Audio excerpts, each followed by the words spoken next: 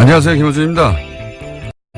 예산안이 통과됐습니다. 개인적으로 가장 아쉬운 것은 아동수당입니다. 당초 보호자 소득과 무관하게 0세에서 5세 아동을 대상으로 했던 정부안은 야당의 반대로 소득 수준 상위 10%의 지급을 제외하기로 했습니다. 상위 10%는 그 돈 없어도 아이 키울 수 있지 않느냐. 보수가 항상 주장하는 선별 복지죠. 19세기 초 나폴레옹은 프랑스 혁명을 계승한다며 봉건적 의무와 농노제 폐지 그리고 전 시민에게 단일한 세금 체계를 선언했습니다. 왕과 귀족끼리의 동맹으로 유지되던 봉건국가에서 국민이 국가를 구성하는 소위 국민국가로 역사는 그렇게 발전을 합니다. 왕이나 귀족이 아니라 국가에 세금과 병역의 의무를 지고 국가는 그 국민의 보호 의무를 지게 된 거죠. 이후 가난한 빈민을 구제하는 구휼의 개념을 넘어서 국가가 국민 보편적 삶의 기본을 보장하는 복제 개념이 탄생합니다. 강도를 신고하면 경찰이 당신 소득의 상위 10%인가 아닌가 묻고 나서 출동하는 게 아니죠. 치안은 국가가 국민 모두에게 지는 보편 의무라서 그렇습니다. 자격은 국민이기만 하면 됩니다. 0세에서 5세까지 아동에게 국가가 삶의 기본에 대한 의무를 지겠다. 그 자격은 대한민국의 아동이기만 하면 된다. 이게 보편 복지죠. 반면 10%는 제외한다는 것은 곤란에 처한 90%의 상대적 빈민만을 구휼하겠다. 이것은 기본적으로 구제입니다. 그러니까 이건 돈의 문제가 아니라 국가의 의무를 어디까지로 할 것인가 하는 국가 철학의 문제다. 역사가 한 걸음 더 나아가는 걸 누군가 막았다. 김호준 생각이었습니다.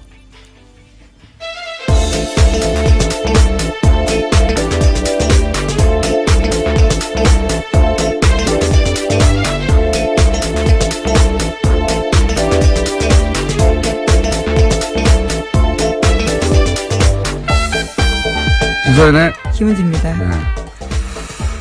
자, 예산은 워낙 복잡해가지고, 예. 사람들의 구체적 내용을 잘 모릅니다. 잘 모르는데, 이번 예산안에는 몇 가지, 예. 시민들이 관심을 가질 내용이 있긴 있어요. 확실히. 그죠? 네. 오늘 새벽 본회의 통과했는데요. 법정 시한을 넘겨서 나흘째였습니다. 자유한국당 의원들은 대부분 투표에 참여하지 않았는데요.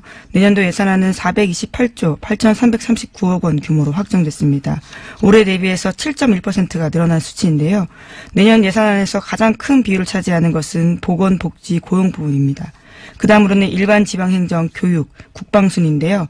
공무원 중원 규모는 9,475명으로 확정됐습니다. 뿐만 아니라 남북협력기금 같은 경우에는요. 400억 원 감액됐는데 앞서 말씀하신 아동수당 같은 경우에는 2인 가구 이상 기준소득 수준 90% 이하로 해서요. 만 5세까지 아동 내년에 2018년 9월부터 10만 원씩 신규 지급됩니다. 그리고 이제 노년층을 상대로 한 기초연금 이것도 이제 20만 원에서 25만 원으로 인상됐는데 이것도 역시 지방선거 끝나고 나서 예, 아동수당도 지방선거 끝나고 나서 예, 지방선거 이전에 하면 정부 인기가 올라간다고 처음 듣는 얘기로 그렇게 연기가 됐고요.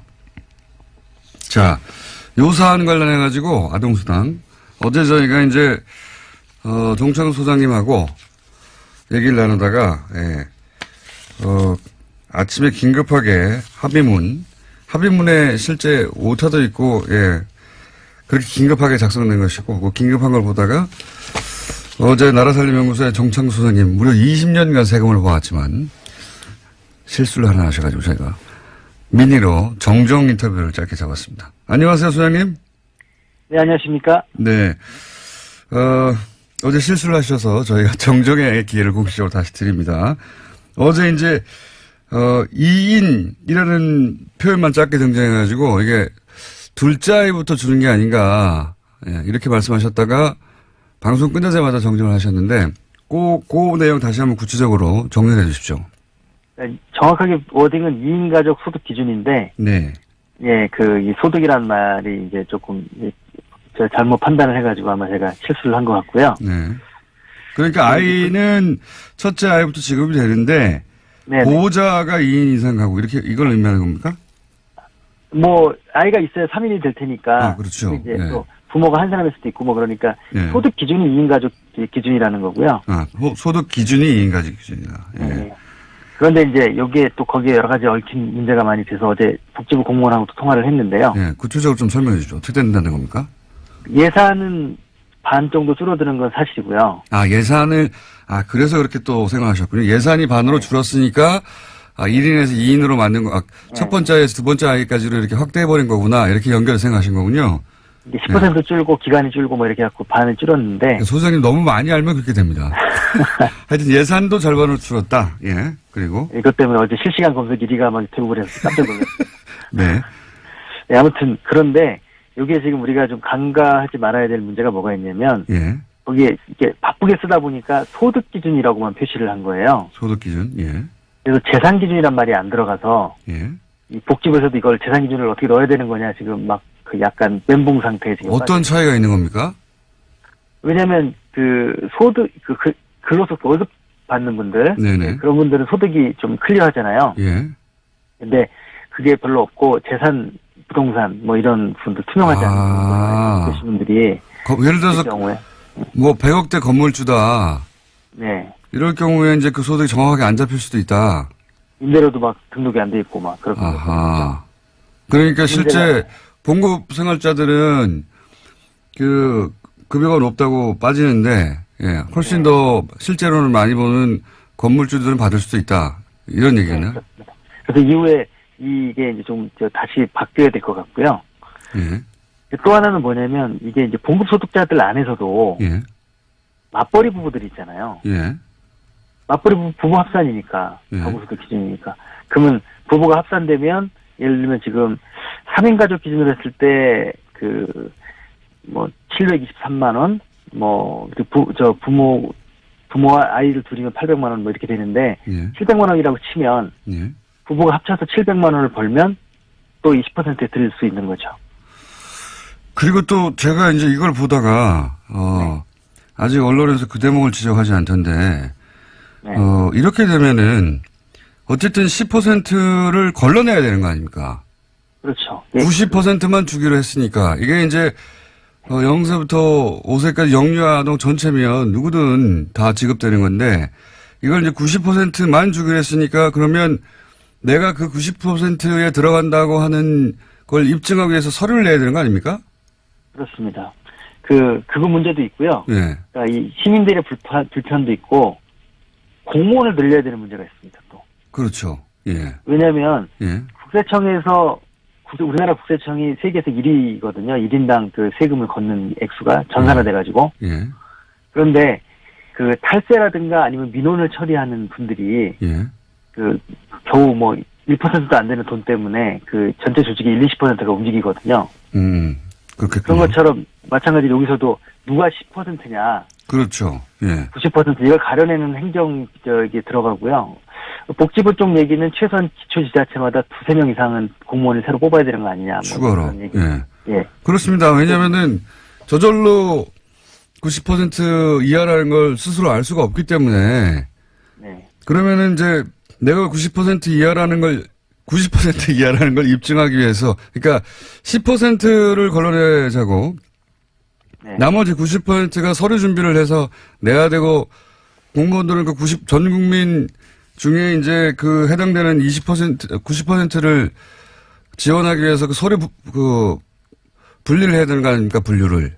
굉장한 낭비인데요, 사실. 예. 대상자가 253만 명인데요. 예.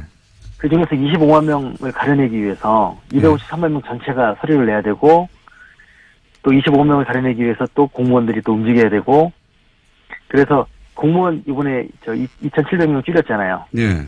한 1,000명은 이것 때문에 들어갈 가능성이 있습니다. 그러니까 자원장부 뭐 얘기하면서 이걸 줄였는데 실제로는 이것 때문에 더 큰 정보가 필요하게 생겼어요. 앞뒤가 안 맞는 그래서 막상 하면 더 숫자가 늘어날 수 있다는 게 전문가들 얘기입니다. 알겠습니다. 이거를 그 10%를 깎느라고 이게 선별복지라고 하는 이제, 보수의, 예. 예, 참고로 구호를 위해서. 말씀드리면, 예. 참고로 말씀드리면 OECD 35개 국가 중에서 그 31나라가 이 아동수당을 이미 했고요. 예. 그 중에 20개 국가가 전체에게 지급하고 있습니다. 알겠습니다. 예. 사실관계는 오늘 여기까지 하고요. 예. 예산 문제는 오늘 민의로 어제, 잘못 나갔던 방송을 정정하는 차원에서 민의를 잠깐 했고요. 예. 요 예산 얘기는 다시 한 번씩을 또 따로 잡겠습니다. 할 얘기가 많기 때문에. 오늘 말씀 여기까지 듣겠습니다. 감사합니다. 네, 감사합니다. 네. 그러니까요. 예. 그러니까 한 30만 정도가 24만 뭐 그 정도에 들지 않는다는 걸 입증하기 위해서 서류를 내야 되고 그걸 처리하는 공무원이 더 필요해요. 예산도 더 필요하고 이게 말이 안 되는 것 같은데요. 어쨌든 아동수당은 그렇게 됐습니다. 나머지 분들은 이제 서류를 내야 한다. 자기가 하위 90%라는 말 걔네도 좀 웃기긴 한데 하위 90%에 든다는 걸 입증하기 위해서 내가 상대적으로 더 가난하다라는 걸 입증해야지 이걸 받는 거죠. 예. 이건 철학적으로도 안 맞는 것 같은데. 자, 다음 뉴스는 뭡니까? 네, 유엔 사무차장이 어제 북한을 방문했습니다. 북한이 초청하고 유엔이 이에 응한 건데요.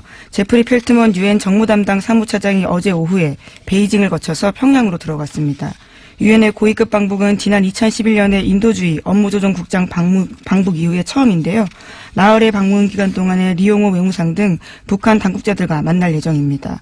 논의에는요, 북핵 문제도 포함될 것으로 보이는데 한국 정부와 유엔이 협의를 거쳤다라는 게 유엔 외교관의 설명입니다. 그렇군요. 어떤 의미일까요? 북한이 유엔 고위급 방문을 허용한 게 오랜만인데 아마도 이제 대화 채널로 여러 가지 방안을 검토하고 그중 하나로 유엔대 모색하고 있는 게 아닌가. 뭐 북한은 자기가 원하는 대로 원하는 사람들만 입국을 허용하니까요. 근데 갑자기 유엔을 사무처장을 입국을 허용했다는 것은 의도가 있겠죠. 그게 대화 채널 중에 하나가 아닐까. 네, 지난 8월 달에 북핵 관련해서 대화 중지하겠다라고 유엔 사무총장이 밝힌 바가 있거든요. 예. 그에 앞선 사전 방문이 아니냐라는 예측도 나오고 있습니다.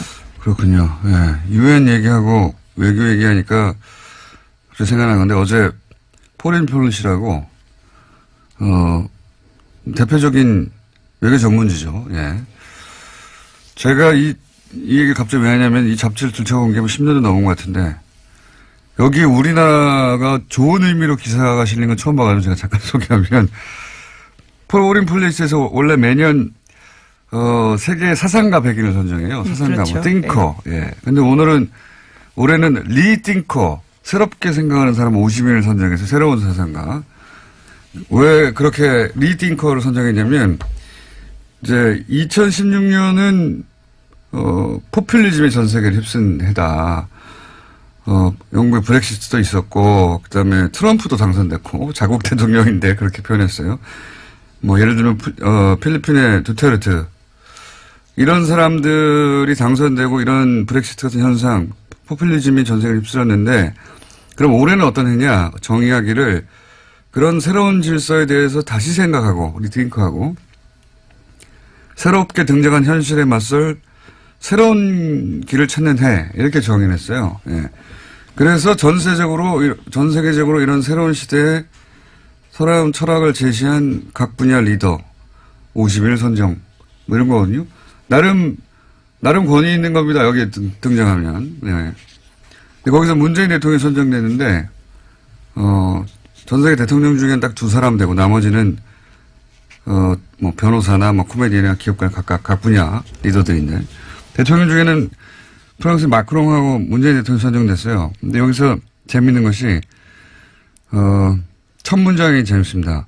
선정 이후로 문재인 대통령이 5월 당선됐을 때보다 더 어려운 상황에 처하는 신임 대통령은 없다. 뭐 이러면서 굉장히 어려운 상황에서 신임 대통령이 있다는 거죠. 중국 사드 뭐 북핵 미사일 등등 쫙 나열해요. 그러면서 그걸 잘 극복해서 지지율이 아주 높다. 이걸 왜 제가 소개하냐면 미국 외교 전문가들이 현재 문재인 대통령을 어떻게 바라보는가 하는 시야가 거의 고스란히 담겨 있거든요. 예. 야당은 배가 좀 아프겠지만 이게 주류 미국 전문가들의 외교 전문가들의 시각이다 하는 관점에서 찾아와서 읽어보면 재밌습니다. 내용 자체가. 거기 한국에서 또 한 사람이 선정됐어요. 한국인은 아닌데 뉴스공장에서 인터뷰를 했었는데 러시아 출신이죠. 안드레이 랑코프 국민대 교수. 이분 왜 선정됐냐. 북한 김정은에 대한 이해 지평을 넓혔다는 겁니다. 한국의 질문으로 한국인은 아닌데 이분이 선정됐고 나머지 많습니다. 찾아보시면 재밌습니다. 잠깐 소개해드렸고. 자, 다음 뉴스는요. 네, 우병우 전 민정수석 관련된 뉴스인데요. 우 전 수석이 박근혜 정부의 비판적 성향을 가진 교육감들을 불법 사찰하도록 하고 이것을 국가정보원에 요구했다라는 정황이 드러났다고 한국일보가 보도했습니다. 우 전 수석은 지난해 3월 말 국정원 쪽에다가 정부 시책의 비판적인 교육감을 상대로 실질적 견제가 가능한 내용을 정교하게 파악하라 이렇게 요구했습니다. 그러니까 개인비 의혹 등을 파악해서 직접 압박을 가할 수 있는 내용을 알아오라고 한 건데요. 우 전 수석은 이 같은 내용을 파악하는데 열흘 안팎의 시간을 주고 집중 사찰하도록 지시했다라고 합니다. 그러자 국정원 쪽에서는 정교조 출신 교사의 교육청 발탁 인사, 친교육감 인사의 내부 승진 같이 특혜 의혹으로 공격할 수 있는 거리들을 파악해서 보고했다라고 합니다. 네, 박근혜 청와대는 이런 식이었어요, 다. 그러니까 국가 정책을 정하고 자기가 원하는 방향으로 끌고 가려고 반대하는 인사들은 개인 뒷조사를 하는 거죠. 개인 뒷조사. 네. 이게 무슨 정책과 정책에 부딪히는 게 아니라 말 안 들어? 예, 뒷조사 해봐. 죽여. 이런 거거든요. 예, 이건 뭐 시정 잡배가 하는 짓인데 이런 식으로 했고 그 선봉에 우병우 전 민정수석 있었다는 건데 예, 여전히 우병우 민정수석 계속 빠져나가고 있죠. 새로운 얘기 또 하나 나왔네요. 자, 다음 뉴스는요. 네, 어제 김태우 전 청와대 대외전략기획관이 검찰에 소환됐습니다. 김 전 기획관은 김관진 전 장관과 이명박 전 대통령의 군 댓글 부대 혐의를 잇는 연결고리로 지목되고 있는데요. 관련해서 김관진 전 국방부 장관이 사이버사 댓글 공작에 이 전 대통령의 지시가 있었다라는 사실을 인정했다는 보도 나온 바 있습니다. 그런데 이런 보도가 나온 직후에요. 김태호 전 기획관과 이명박 전 대통령 두 사람이 만난 정황을 검찰이 포착했다고 JTBC가 보도했습니다. 김 전 기획관의 휴대전화에 관련된 정황이 남아있다라는 겁니다. 그렇군요. 댓글 공작 관련해서 대통령 지시를 인정했다. 네, 인정했다는 사실에 대해서는요. 이미 보도해 드린 바가 있는데요. 그 보도를 보고 황급하게 연락한 정황이 나온 겁니다. 그렇군요. 이분도, 예, 본인은 절대 자살하지 않는다는 선언을 해야 되지 않을까. 예. 저는 이런 뉴스를 볼 때마다 그런 생각이 듭니다. 예. 만났겠죠. 당연히. 예. 자, 이 뉴스는 아마 후속으로 뭐가 계속 앞으로 나올 것 같으니까 만났다고 한다까지만 저희가 알려드리고. 자, 다음 뉴스는 뭔가요? 네, 문무일 검찰총장이 어제 국정원 등 주요 적폐 수사를 관련해서 자신의 입장을 밝혔는데요. 올해 안에 마무리하겠다라는 겁니다. 문 총장은 그러면서 수사 피로감이라는 단어를 쓰기도 했는데요. 수사 일정과 관련해서 언급한 내용의 핵심은 모든 수사들이 검찰에 집중되어 있기 때문에 이것을 연내에 마칠 거다라는 겁니다. 주요 부분에 대해서는 연내에 끝내고 내년부터는 민생사건 수사에 집중하겠다라는 말도 했는데요. 이명박 전 대통령 등에 대한 수사의 확대와 진정 가능성을 차단한 듯한 발언이라서요. 비판을 사고 있습니다. 아니, 이거는 말이 안 되죠. 누구 맘대로. 이게 시대 과제거든요. 검찰총장 혼자서 이제 안에 그럴 수 있는 사안이 아니에요. 그리고 MB는 시작도 안 했는데 무슨 끝냅니까? 지금 3주 남았는데요. 3주 동안 그러면은 기소도 다 하고 다 하라는 말인가요? 이게 말이 안 되는 이야기인데 검찰총장이 갑자기 게다가 이 피로감이라는 단어는요. 보수 정당 보수 매체가 몇 달 전부터 계속해서 주장해왔던 프레임이거든요. 이거 피로감 온다. 피로감 안 왔어요. 예. 국민 피로감 아직 안 왔어요. 피로감이 오기는커녕 아니 MB는 아직도 시작도 안 했는데 뭘 끝냅니까? 이건 문무일 총장의 개인적인 발언인지 지금 실제 이제 서울중앙지검과는 교감이 없었던 것 같다고 보도하고 있잖아요. 네, 그렇죠. 오늘 아침 한겨레 신문이 그렇게 보도하고 있는데요. 어제 문 총장 같은 경우에는 수사 피로감을 내세우면서 이런 말도 했습니다. 사회 발전에 도움이 안 된다라는 겁니다. 누구 맘대로 그런 거를 발전에 도움이 된다 안 된다고 정합니까? 예, 심지어 서울중앙지검 수사팀 관계자 말에 따르면요. 제일 먼저 사건이 왔던 댓글 사건 같은 경우에도 추가 확인 작업을 진행하고 있다라는 건데요. 아직까지 계속하고 있다라는 겁니다. 아니 지금 김태호 전 대외전략기획관은 이제 처음으로 소환됐는데요. 무슨 끝냅니까 이제. 이건 말이 안 되는 이야기고요. 이런 얘기를 했다면 저희가 또 관련 인터뷰를 또 잡아봐야 되겠네요. 예. 이건 말이 안 된다고 봅니다. 이게 모르겠어요. 예를 들어 서울중앙지검에 지금 이 사건을 수사하고 있는 검사들이 육체적 필요를 호소하고 있다. 필요할 수 있죠. 육체적으로. 너무 곤란해서. 그럼 사우나 건을 끊어주세요. 갑자기 무슨 사회적 피로감을 얘기합니까? 국민들한테 여론조사 했나요? 네, 심지어 수사팀 내부에서도요. 문 총장도 특별수사가 전공인데 시일 정해두고 수사할 수 없다는 거 너무 잘 알고 있는데 이런 말을 왜 하냐라는 이야기가 나오고 있다고 합니다. 뭐 보수정당이나 이쪽에서 예를 들어서 문물 총장에게 이거 너무한 거 아니야? 사회적 피로감이 이런 이야기를 했을 수도 있고 거기에 립 서비스를 했는지는 모르겠어요. 그렇다면 뭐 이해가는데 뭐 그것도 이해갈 건 아니죠. 왜 립 서비스를 합니까? 정말로 이렇게 생각하는 거라면 이건 저희가 여론조사도 하고 필요하십니까? 하는 여론조사도 하고 그것도 발표하고 그리고 이게 왜 여기서 뭐 조치는 안 되는지 계속 인터뷰도 하고 전 총장들도 인터뷰하고 해야 될 것 같습니다. 자, 시간이 거의 다 됐네요. 예, 제목만 체크하고 넘어가죠. 네, 박근혜 정부 블랙리스트와 관련해서 항소심이 진행 중인데요. 어제 이와 관련해서 의미 있는 진술이 나왔습니다. 30년 가까이 예술 지원 업무를 담당한 실무자가 법정에 나와서 한 말인데요. 전두환 노태우 시절에도 이런 적은 없었다라는 겁니다.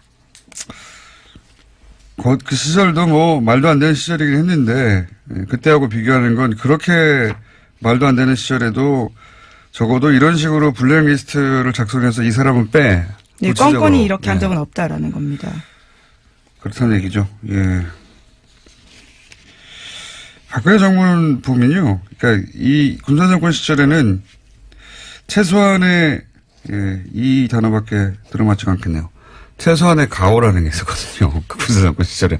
그렇게까지는 내가 대통령이 안 한다. 근데 박근혜 정부 시절에는 그게 없어요. 세월호 사고 났는데 시술을 한다든가 사람에 대한 연민이나 애정, 예의 기본적으로 그게 없는 것 같습니다. 문제는. 예. 자, 그 외에도 소개할 기사가 있는데 오늘 시간을 너무 많이 잡아서 미니 때문에 오늘 여기까지 하고 나머지 못한 건 내일 하죠. 예. 네, 그러시죠. 피로감이 아니고 필요감을 느낍니다. 필요감. 매우. 필요하다라는 의미시죠. 여기까지. 네. 시사인의 김은지였습니다. 감사합니다. 만나면 즐거웠던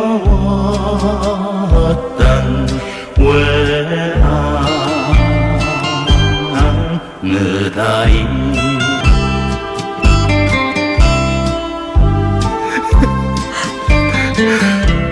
자유한국당 원내대표 경선이 일주일 남았습니다. 현재 구도가 친홍, 친박 그리고 중립 이렇게 3파전이라고 하는데요. 오늘은 중립지대 후보가 당선되어야 한다고 주장하시는 나경원 의원을 스튜디오에 직접 모셨습니다. 안녕하세요. 네, 안녕하세요. 이 음악 외나무 다리. 우리 예. 지난번 예전 저 서울시장 선거 때 예. 원수는 외나무 다리에서 만나는데 예. 아시는 분은 아시겠지만 의원님과 제가 오랜 구원이 좀 있습니다. 예. 원수 외나무 다리. 다른 이야기 하기 전에 그동안 제가 미웠다 안 미웠다? 단답형으로? 아니 당연히 미웠죠. 네, 미웠다. 예. 네. 그 미웠던 얘기는 다음 기회에 따로 하기로 하고 예. 오늘은 자유한국당 원내대표 경선 이야기만 하기로 하겠습니다. 자, 외나무 다리 시그널 마음에 드십니까? 제가 막 웃긴 했는데요. 가만히 갑자기 옛날 생각이 나는데 네, 제가 다 생각나지 잊어버렸는데 잊어버렸는데 사실은 예, 네. 잊어버리실 리가 있나요? 잘못하신 줄 아시는군요. 글쎄요. 자, 오늘은 손님 오셨으니까 예, 그 이야기는 다음 기회에. 현재 당내 경선 구도가 친홍, 친박, 중립 이렇게 3파전이 맞긴 맞습니까? 예, 그렇습니다. 네, 이제 뭐 후보들이 속속 뭐 출마 선언을 하고요. 오늘은 그 중립 후보 단일화를 위한 토론회를 합니다. 그래서 오늘 토론회하고 오늘 내일 이틀 여론조사를 해서 내일 단일 후보 발표하기로 했습니다. 중립 후보라면 이주영, 조경태, 한선기 의원 이렇게. 예, 그렇습니다. 예, 세 분. 근데 예. 그 단일화를 의원님이 주선 혹은 제안하신 거라면서요? 그렇게 언론에 보도됐던데. 예. 그러니까 사실 이제 저는 처음부터 이번 원내대표 선거는 개파 대리전이 돼서는 안 된다고 생각을 했거든요. 가장 중요한 핵심이 이제 이 당이 안 그래도 힘이 없는데 정말 진정으로 통합이 되어야지 뭐 문재인 정부의 힘이 없긴 없습니까? 예, 느끼십니까? 뭐 어제도 저희 사실은 좀 이제는 너무 무시하는 것 같아요, 저희를 사실은. 그리고 사실은 어제는요, 신종 날치기입니다. 국회의장이 어제 예산안을, 예. 처리를 사실 이제 저희가 의총하는 사이에 국회를 열어서 표결에 붙였거든요. 근데 아시다시피, 우리가 그저께 그 원내대표 3명이 합의한 것은요, 잠정 합의안입니다. 반드시 원내대표들이 합의한 것은 의총에서 추인을 받아야지 이 제대로 효력을 발생하는 건데요. 이 저희 의총에서 추인받지 못했다는 것을 분명히 얘기했음에도 불구하고 이 정세균 의장께서 여야 원내대표들이 다시 한번 얘기해봐라. 뭐 이런 시간도 주지 않고. 열몇 시간 드리지 않나요? 아니, 다시 한번 불러서 정세균 원내대표가 그런 걸 이렇게 주선한 다음에 표결에 붙였어야 되는데 뭐 예정된 시간을 넘겼다는 이유만으로 그냥 표결에 붙인 것은 정말 국회의장으로서 이것은 우리 정세균 의장님 제가 좋아하거든요. 의회주의자다라고 생각하는데 정말 어제는 굉장히 실망스러웠고요. 이런 식으로 국회 운영을 하면 결국은 뭐 116명 있는 그러니까 거대가 아니라 제1야당을 완전히 무시하는 것이고 이것은 협치? 뭐 이거에 전혀 반하는 것이다. 이렇게 생각합니다. 알겠습니다. 화가 나신 것 같고 협치는 거꾸로 이제 자유한국당도 안 하고 있는 걸로 좀. 예. 찬성해 주는 건 하나도 없잖아요, 또. 찬성해 드리는 것도 있죠. 어떤 게 있습니까? 저희가 찬성 안 하면 법안 통과됩니까? 그러니까 찬성을 특별히 해 주는 건 없는 걸로 알고 있는데 제가. 예. 번번이 저희의 의견을 전혀 안 들어주는 또 여당도 문제이겠죠. 그래서 사실은 저는 이제 의회는 가장 중요한 게 합의인데 너무 이 국민의당과 이번에도 결국 야합했다고 우리가 다 평가하는 거 아닙니까? 그래서 다 평가는 아닌 것 같고요.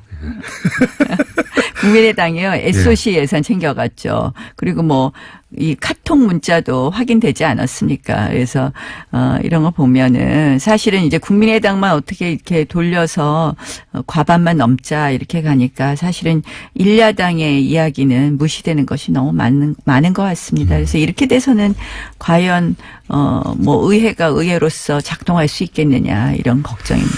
알겠습니다.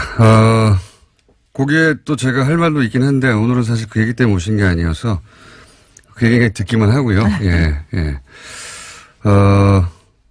친홍 후보는 그러면 다시 아까 이야기로 돌아가서 김성태 의원이 맞는 거죠? 그렇죠. 그렇게. 홍준표 대표께서 이제 노골적으로 이렇게 말씀하셨으니까요. 친박은 홍문종, 유정 의원 이렇게 되는 거죠? 네, 그렇죠. 친박 의원도 단일화한다는 얘기가 있죠? 두 분도 단일화 노력을 한다고 이야기를 들었습니다. 본인은 왜 안 나가셨어요? 나온다는 얘기가 한참 있다가. 예. 중립 후보들이 너무 많은 거예요, 사실은. 본인이 단일 후보가 되면 되잖아요, 거기서 저까지 하겠다고 나서서는 단일화가 되지 않겠더라고요, 사실. 그래서 제가 빠져야지 단일화가 좀 더 쉬울 것 같아서 제가 좀 세 보이잖아요. 그러니까 본인으로 단일화 될 텐데 하고 다른 사람들이 그 단일화 제안을 받지 않을 것 같아서 본인을 희생하신 거예요? 예. 저는 사실은 그런 생각이 있었습니다. 너무 복잡한 부분을 빨리 교통정리해야 되겠다는 생각을 했고요. 실질적으로 단일 후보 지금 룰도 우리가 결국 자유한국당을 지지하는 국민들께 물어보는 여론조사 형태를 취하기로 했거든요. 예. 원래는 책임당원을 하려고 했는데. 일반 여론조사로 바꿨어요? 예. 왜냐하면 책임당원 명부를 당에서 줄 수 없다 해서 일반 여론조사로 바꿨는데요. 이제 그런 예가 없답니다. 당 내에서도 무시당하고 있는 것 같은데, 중립 후보들이. 여당에게. 그래서 저희가 야당의 길을 제대로 걸으려고 중립 후보가 당선되어야 되겠다고 생각합니다. 지금 판세는 어때요? 그러니까 친홍, 그리고 친박, 그리고 중립, 친홍도 친박도 아니다고 하는 중립. 이 전체적 표심의 향배는 어떻습니까? 뭐 오늘. 사실 이제 중립이라는 것이 어떻게 보면 이리저리 나중에 센 쪽으로 붙기 때문에 남기 어렵다 이런 걱정들 하시는 분들도 있는데요. 실질적으로 이제 저희가 계파 갈등 때문에 사실 이 지경이 되지 않았습니까? 저희가 뭐 작년 총선 때부터 시작된 거라고 생각을 네. 하는데요. 그래서 계파 갈등이 굉장히 염증을 내는 의원들이 많이 있습니다. 그래서 저는 중립이 확대될 것이라고 생각을 하고 그런 흐름이 있다 이렇게 말씀드릴 수 있습니다. 확대될 거라는 건 아직 그러면 1위는 친홍 후보인 김성태 의원이 가장 유력한 상황입니까? 판세는? 그러니까 지금 저 제일 불량 유권자가 국회의원이라는 거 아시죠? 네. 예. 어떤 의미에서? 그러니까 저 원내대표 선거를 하고 나면 모든 후보들이 예. 다 본인 다 찍는다고 그러니까요. 이렇게 예. 얘기하는 거 아닙니까? 각 후보자들이 나와서 계산한 표를 계산하면 국회의원 총수를 넘어가요, 항상. 예. 국회의원 총수 곱하기 후보자 수. 예, 그렇게 되는데요. 그래서, 친박 후보와 이 친홍 후보는 지금 아주 핵심 계파로 묶여있는 몇 명, 이게 숫자가 나오지 않습니까? 그럼 100으로 나눴으면 친홍은 몇 쯤 됩니까? 현재 저는 판세를. 한 35에서 40은 친홍으로 그러니까 친홍으로 묶을 수 있다고 묶을 수 봅니다. 있다. 예. 그리고 친박은? 친박도 30표 내외 정도를 지금까지 그럼 남아 둘이 있는 합치면 70인데요. 예. 그럼 중립이 30밖에 안 되는 거 아닙니까? 그렇게 계산하면. 116표입니다, 저희가. 아, 그렇죠. 네. 근데 이제 저희가 숫자로 퍼센티지가 아니라 숫자로. 그런데 네. 저희가 과반을 넘어야 되거든요. 그래서 1차 투표에서 과반을 넘지 못하면 2차 투표로 가게 되어 있습니다. 그래서 2차 투표를 노리시는 거군요, 지금. 예, 결국은 1차 투표에 1위를 못 하더라도 2차 투표에서 1위가 되면 당선이 될 수 있거든요. 예를 들어서 김성태 의원이 1차 투표에서 과반을 넘기지 못한 1위를 하고 그리고 2, 3위를 친박과 중립 후보가 했어요. 그러면 친박과 중립 후보가 단일화를 합니까 또? 단일화를 단일화할 하는 것이 필요가 없죠, 아니라 지금. 2위가 돼. 예, 그렇죠. 그러니까 예를 들어서 중립에 있으면 예. 어느 쪽이 1등을 하든 네. 저희가 2등만 해도 떨어진 쪽이 저희를 찍게 되어 있는 거죠. 아, 그렇게 보시는 거군요. 네, 예. 거꾸로 예를 들어 친박이 2위를 했어요. 그러면 중립은 친박을 밉니까? 친홍을 밉니까? 그랬을 때는 중립은 나눠진다고 봅니다. 각각 나라 개인 사정상 나눠질 것이다. 그럼 어떻게 될지 모르고. 그러면 2위가 결국은 목표네요. 홍준표 사당화가 더 문제냐, 친박의 부활이 더 문제냐에 대해서 어느 쪽이 더 고민을 한다고 생각을 합니다. 저는 사실은 이 친박의 부활도 굉장히 문제인데, 사실 서청원, 최경환 의원에 대해서 어제 홍준표 당대표께서도 소멸되는 과정이다 이런 표현을 쓰셨거든요. 그래서 그런 면에서는 지금의 권력인 홍준표 대표의 사당화 이 부분에 대해 더 큰 문제 아닌가 이렇게 친박은 생각합니다. 어차피 소멸되고 하는 과정인데 친홍이 더 문제다. 그런데 네. 홍준표 대표가 왜 이렇게 문제죠? 왜 절대 안 된다고 생각하십니까? 굉장히 장점도 있으시지만 예. 사실은 외연 확대에 있어서 상당히 문제가 있다고 생각을 합니다. 홍준표 대표의 문제입니까? 아니면 김성태 후보 개인 자질의 문제입니까? 저는 홍준표 대표의 문제를 말씀드리는 겁니다. 김성태 후보의 개인 자질은 문제가 없나요? 그 부분은 각자 의원들마다 성향이 다를 거라고 생각을 합니다. 의원님 생각이 보시기에는요? 저희가 이제 원내대표가 어제 보면 저희가 전략과 전술에서 다 실패했다. 치밀함에서 부족했다. 이런 지적들을 많이 하고 어제 있습니다. 예산안, 예산안 처리 과정에서. 결국은 원내대표가 샤우팅만 해도 안 되고 그렇다고 새님처럼 앉아서 계산만 해도 안 된다고 생각을 하거든요. 두 캐릭터를 그러니까 정말 치밀함과 또 돌파력과 이러한 것을 다 가져야 된다고 생각을 하는데요. 사실 이제 나온다고 하시는 분들 어느 한 분도 둘 다 가진 사람이 없다. 문제가 되는 사람이 없다고도 볼 수 있고 모두들 또 미흡하다고 볼 수 있는 부분도 김성태는 있다고 어느 쪽이 생각합니다. 부족합니까? 뭐 김성태 의원하고 친하다고 자꾸 물어보시면 아니, 저희가 제가 자주 이제 나오니까. 김성태 의원에 대해서 뭐라고 얘기하면 다른 후보들이 또 화를 낼 수도 있고. 아, 좋은 점 빼고 예. 나쁜 점만 얘기해 보세요, 그러면. 아니 그러면 이제 나쁜 것만 기사되잖아요. 김성태 의원은 좋지 않습니까? 친후보가 타격을 입는 건 좋지 않습니까? 뭐 이 정도 하죠. 중립 근데 문제가 있긴 있군요. 보시기에. 아니 뭐 김성태 의원은 이제 뭐 이 돌파력은 있으나 있다. 머리가 없다. 샤우팅은 강하시죠. 네. 아, 샤우팅만 강한, 그쪽이 너무 강하다, 상대적으로. 이렇게 꼭 말씀을 이렇게 만드시는군요. 그러니까 이제 중립 후보는 나눠질 것 같습니다. 만약에 친박 후보가 2등이 돼서 그렇게- 친박과 친홍이 붙었을 때는. 그럴 예, 경우에. 예. 그러니까 지금 중립 후보의 1차 목표는 2위를 하는 거네요? 네, 그렇습니다. 2위를 하면 친박이 친홍을 찍을 수는 없다. 네. 이렇게 보시는 거고. 네. 그럼 당선 가능하다. 이런 네. 로드맵이네요. 네, 네. 그러면 그렇게 해서 결국 원내대표로 가는 게 뚫릴 수도 있는데 본인은 왜 굳이 안 하셨어요? 제가 한다 그러면 룰이 합의가 잘 안 될 겁니다. 아까 본인이 너무 말씀드린 강력한 것처럼. 후보라서? 그러니까 이 뭐 다른 면에서 강력한 게 아니라 제가 늘 이제 뭐 여론조사 같은 거 하면 제가 그래도 잘 나오는 편이니까.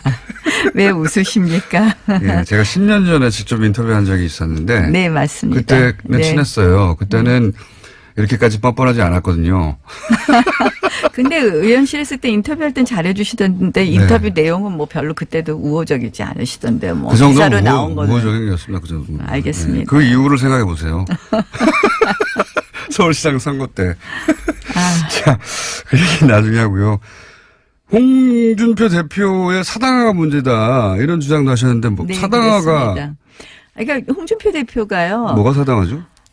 사당화라는 것, 대표라는 거는 당원 당규에 따라서 당원이 위임한 권한을 행사하는 거 아닙니까? 네. 그러니까 모든 권한을 행사하는데 당원 당규에 따라서 해야 된다고 생각을 합니다. 근데 어제만 해도 어제 관음클럽 토론회에서 이런 말씀을 하셨어요. 새로 원내대표 선출되게 되면 원내 사안도 내가 관여하겠다. 근데 저희는 분명히 투톱 시스템이거든요. 대표는 당을 대표하는 그래서 당무를 총괄하는 업무를 하는 거고 원내 사안에 대해서는 원내대표가 최고의 권한과 책임을 가지고 있거든요. 그런데 뭐든지 본인이 다 하시겠다 그러세요. 원내대표도 자신이 오달 내리겠다. 말하자면. 그다음 그동안 모든 발언이 그렇잖아요. 광역단체장도 예를 들어서. 누구는 된다, 누구는 안 된다. 뭐 이 사람은 공천 안 줄 거다. 뭐 부산시장에 대해서 서병수 그렇게 부산시장에 대해서 그렇게 안 된다고 얘기했죠. 얘기했고. 근데 사실은 광역단체장도요. 저희가 분명히 광역단체장은 대통령 선거 후보를 선출하는 것과 똑같은 방법으로 경선을 하는 것이 원칙입니다. 다만 취약 지역에 한해서 우리가 전략 공천을 할 수 있는 건데요. 이것도 당원 당규에 있는 것에 막 반하는 이야기를 툭툭 하세요. 서병수 부산시장을 취약한 지자체장으로 파악하신 거 아닐까요? 아니요, 취약 지역이라는 것은 저희 당이 취약한 지역. 그래서 아하, 이제 후보가 아니라? 호남이라든지 이런 경우에만 전략 공천을 할 수 있고 원칙이 경선하게 되어 있습니다. 대통령 후보 경선하고 똑같이 정말 왕왕 그런 예가 너무 많이 있거든요. 그래서 제가 지자체장들에 대해서 그냥 개인 의견을 밝힌 거라고 볼 수도 있지 않습니까? 뒤에서 작업하는 것보다 낫지 않나요? 아니 안 된다. 네. 안 된다 하고 말씀을 하시는 것은 맞지 않는 거죠. 본인이 생각하기에는. 아니 본인이 생각하는 것이 아니라 그냥 안 줄 수 있어. 안 주겠어. 공천 안 준다? 안 준다. 이런 아니, 식으로 공천권을 가지고. 본인이 가지고 있는 것처럼 이야기하시는 거. 그다음에 그 외에도 굉장히 많은 당원 당규를 지키지 않는 사례가 너무 많이 또 있습니다. 하나만 얘기해 주세요, 그러면. 하나 더 얘기할까요? 사실은 이거는 이제 박근혜 대통령 출당 문제인데요. 저는 사실은 출당을 하는 절차가 맞다고 생각을 합니다. 그런데 그 절차가 틀린 겁니다. 예를 들어서. 사실은 당원 당규에 따르면 반드시 최고의 의결을 거쳐야 됩니다. 그런데 최고의 의결로 확정되는 것입니다. 그런데 이것도 최고의 의결이 필요 없다고 본인이 막 주장을 하셨거든요. 유불리에 따라서 본인이 당원 당규에 정해진 걸 그냥 건너뛰거나 한다. 예. 그래서 저는 우리가 이렇게 실패한 것, 또 우리가 지금 사실은 국민의 지지로부터 멀어진 것은 사실 박근혜 대통령 전 대통령의 어떤 국정농단의 핵심이 법치주의에 위배됐다는 거 아닙니까? 그래서 그런 면에서 저는 이렇게 당원 당규를 무시하는 대표의 이런 월권적 행위가 결국 사당화를 초래한다고 생각을 하고요. 최근에 뭐 이제 당무감사 같은 거 보면 또 마찬가지거든요. 사실 당무감사에서 현역 국회의원을 당협위원장에서 내쫓는 예는 여태까지 정당 사상에 거의 찾아볼 수가 없거든요. 굉장히 계획적인 거 아닙니까? 현역이라 하더라도 위원장이 쫓아낼 수 있다. 굉장히 계획적인 거 아니에요? 그러니까 줄 세우는 거죠, 한마디로. 아, 그걸 줄 세우는 거라고. 줄 세우는 거죠. 그러니까 그 말도 일리는 있네요. 예, 줄 세우는 겁니다. 그래서 저는 제일 나쁜 것이 줄 세우는 거라고 생각을 합니다. 워낙 홍준표 대표가 당내에 줄이 없어서 그런 거 아니에요? 세력이?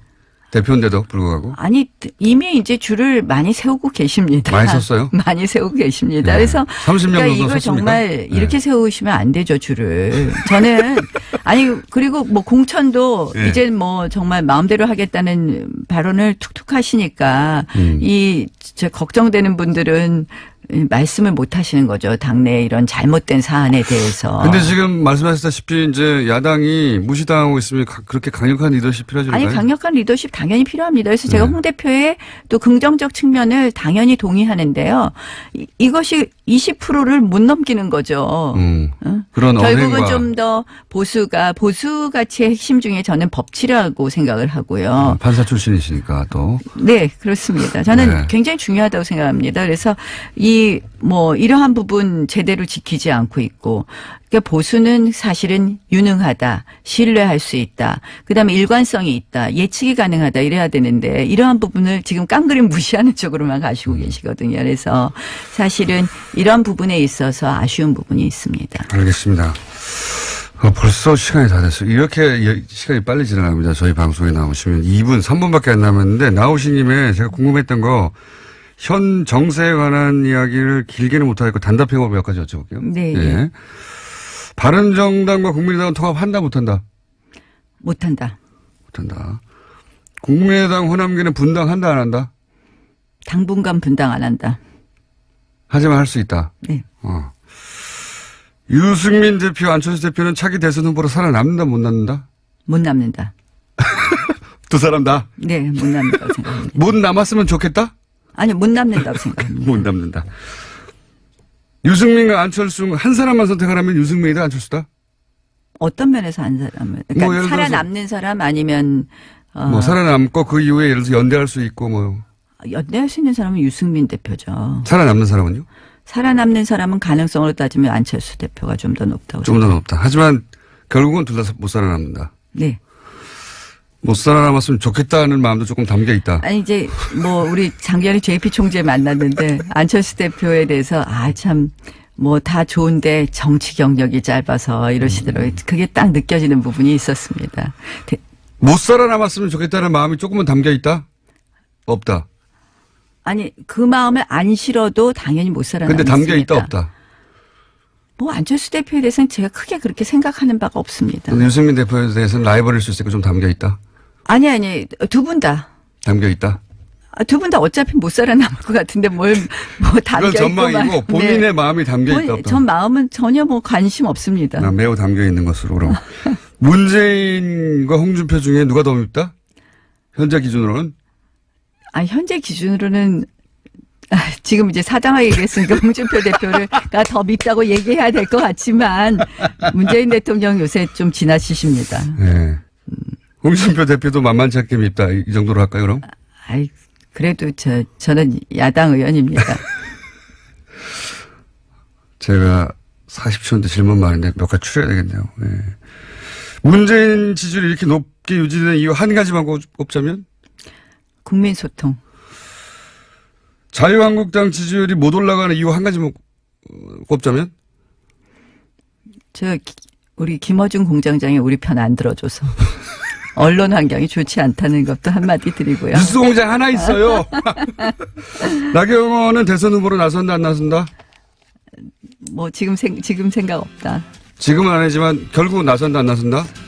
언젠가는 나선다. 오늘 여기까지 하고요. 좀 자주 오시죠. 그동안 한 번도 안 불러주셨습니다. 나경원 의원이었습니다.